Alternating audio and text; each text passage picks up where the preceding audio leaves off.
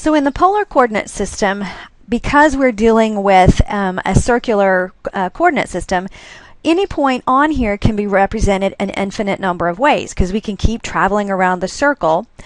But and that's different from a point in our rectangular coordinate system. So what we're going to do in this video is look at, if I'm given a point in this coordinate system, can I come up with 3 different ways to represent that same point? So here I have my graph drawn over here, and I want to find 3 other ways to represent the point 5 pi over 4. Let's start by just plotting this point on the graph. So if I have,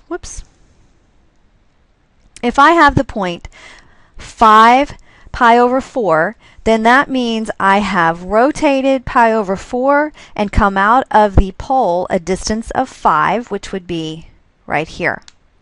So what I'm trying to do in this video is find 3 more ways to represent, in other words, 3 coordinates that would represent this exact same position on my graph. The first one's fairly easy.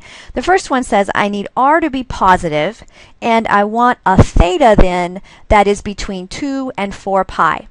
So if theta is between 2 and 4 pi, then that means that I have traveled 1 time plus more around the circle, right?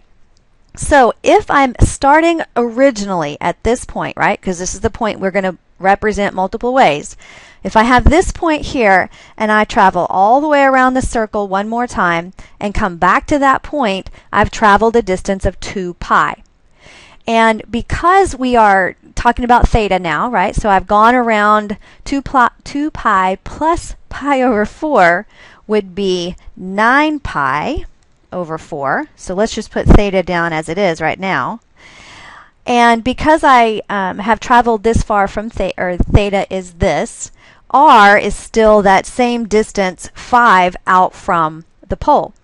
So the point 9 pi over 4 is another representation, so we are still back here, is another representation of the original point we started with. Now let's look at the next representation we're being asked to find. This time I want r to be negative, and I want theta to be between 0 and 2 pi. Okay, so if r is negative, remember that when r is negative, I first rotate theta and then shoot in the opposite direction of where I landed. Okay, so I'm first going to rotate theta and then move in the opposite direction to get a negative r. If this is the point I need to come back to, then if I were to rotate, let's say I rotate all the way down here to 5 pi over 4. Okay, so I'm at here. That's theta.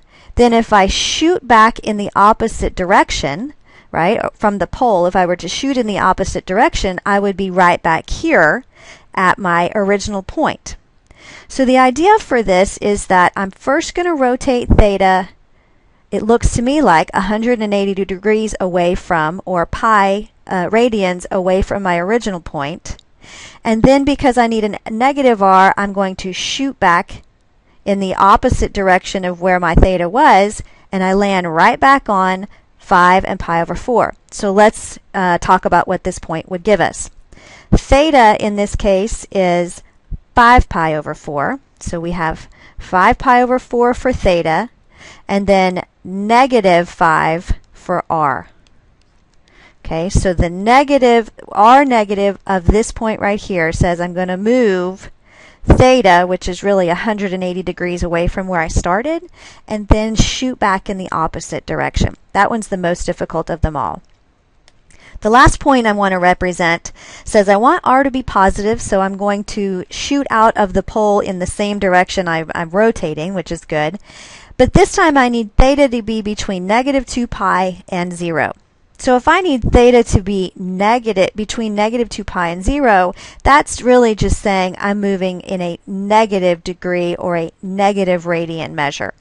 So if I start here on my polar axis and I rotate all the way around back to the point I started with, okay, so I'm back here at this point, how far have I rotated?